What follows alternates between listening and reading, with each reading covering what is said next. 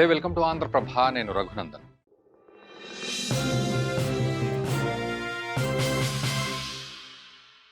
Gulf దేశాలతో ఆర్థిక బంధాన్ని మరింత బలోపేతం చేసుకునే దిశగా భారత్ అడుగులు వేస్తోందా అంటే అవుననే సమాధానమే చెప్పాలి. ఇందులో భాగంగానే ప్రధాని మోదీ ఒమన్ పర్యటన కొనసాగింది. ఈ క్రమంలో కుదిరిన స్వేచ్ఛా వాణిజ్య ఒప్పందం ఇరు దేశాల మధ్య భాగస్వామ్యానికి కొత్త నమ్మకమే కాదు, సరికొత్త వాణిజ్యానికి కూడా దిశానిర్దేశం. మరి ప్రధాని మోదీ ఒమన్ పర్యటన విశేషాలేంటో ఇప్పుడు చూద్దాం.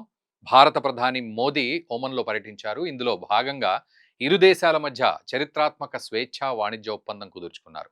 ఇక్కడ మరో ఇంట్రెస్టింగ్ విషయం ఏంటి అనేది కూడా చూద్దాం.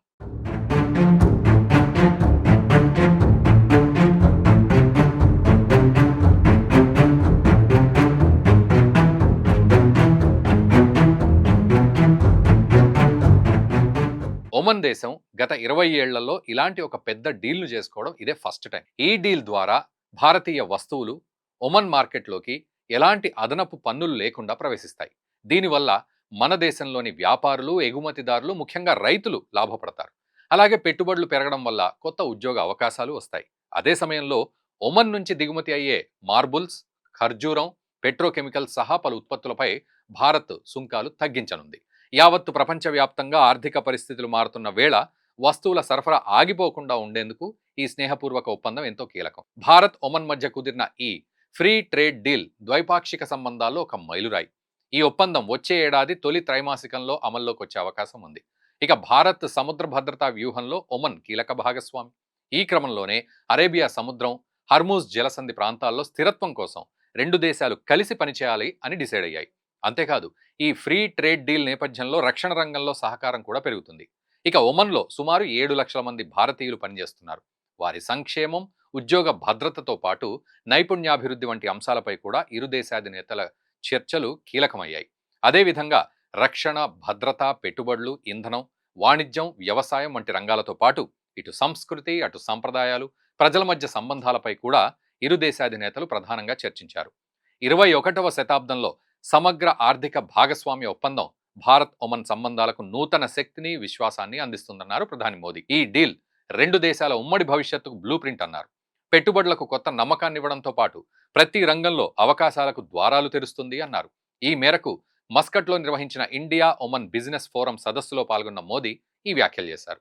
ఈ చరిత్రాత్మక నిర్ణయ ప్రభావం కొన్ని దశాబ్దాల పాటు ఉంటుంది. ఈ క్రమంలోనే భారత్ అభివృద్ధి సాధిస్తే తమ స్నేహ దేశాలు కూడా అభివృద్ధి బాటలో నడుస్తాయన్నారు.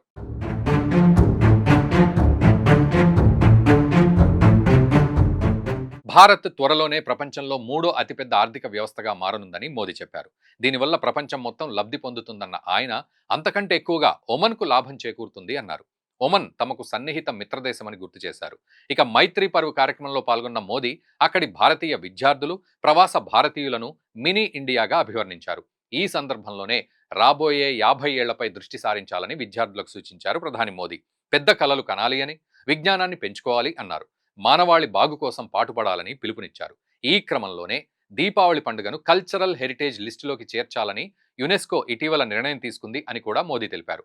మన దీపం మన ఇంటికే కాకుండా యావత్తు ప్రపంచానికి వెలుగులు పంచుతుంది అని పేర్కొన్నారు. ఈ నేపథ్యంలోనే ఇండియా అంటే కేవలం మార్కెట్ కాదని, ప్రపంచానికి ఒక మోడల్ అని మోదీ తేల్చి చెప్పారు.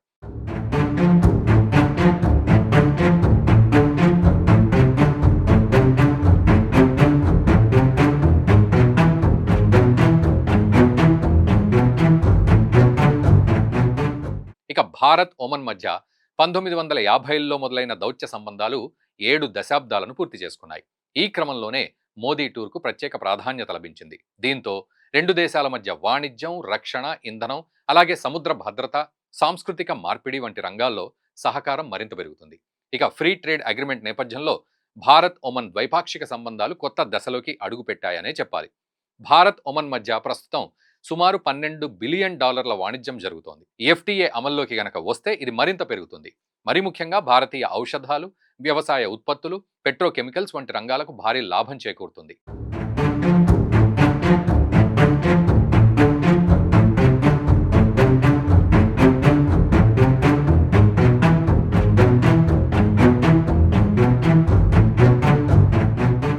ఇక ప్రస్తుతం 80% పైగా భారతీయ వస్తువులు సగటున 5% సుంకంతో ఒమన్కు ఎక్స్పోర్ట్ అవుతున్నాయి. అయితే కొన్ని రకాల మాంసాలు, మద్యం, పొగాకు వంటి ఎంపిక చేసిన ఉత్పత్తులపై సుంకాలు 0 నుంచి 100% వరకు ఉన్నాయి. ఈ క్రమంలోనే భారత్ ఒమన్ సంబంధాలను బలోపేతం చేయడంలో కీలక పాత్ర పోషించిన ప్రధాని మోదీని Oman Sultan Haitham bin Tariq order of Oman అనే అత్యున్నత పౌర పురస్కారంతో సత్కరించారు. భారత్ ఒమన్ దేశాల మధ్య ద్వైపాక్షిక సంబంధాలను బలోపేతం చేయడంలో మోదీ చేసిన కృషికి గుర్తింపుగా సుల్తాన్ హైతమ్ స్వయంగా ఈ పురస్కారాన్ని అందించారు. అయితే ఇథియోపియా అత్యున్నత పురస్కారం నిషా ఆఫ్ ఇథియోపియాను అందుకుని 24 గంటలు గడవక ముందే ఒమన్ కూడా అత్యున్నత పురస్కారంతో మోదీని గౌరవించడం విశేషం. అయితే భారత్ ఒమన్ దేశాల మధ్య సంబంధాలు ఇప్పటివి కావు, తరతరాలుగా కొనసాగుతున్నాయి. ఒక్క మాటలో చెప్పాలంటే నాగరికత ప్రారంభం నుంచి ఇరు దేశాల మధ్య వాణిజ్య సంబంధాలున్నాయి. హిందూ మహాసముద్రంలోని మాన్సూన్ గాలులు ఇరు దేశాల మధ్య వాణిజ్యానికి దిశానిర్దేశం చేశాయి. పురాతన కాలం నుంచి ఒమన్ భారత్ దౌత్య సంబంధాలు కొనసాగాయి. దీనికి సంబంధించిన ఆధారాలు క్రీస్తు పూర్వం 3వ శతాబ్దం నాటి వ్యాపారాలను తెలియజేస్తున్నాయి. మధ్యయుగంలో గుజరాత్, మలబార్ తీరాలతో సంబంధాలు ఉండగా స్వాతంత్రం తర్వాత 1950 నుంచి దౌత్య సంబంధాలు బలపడ్డాయి.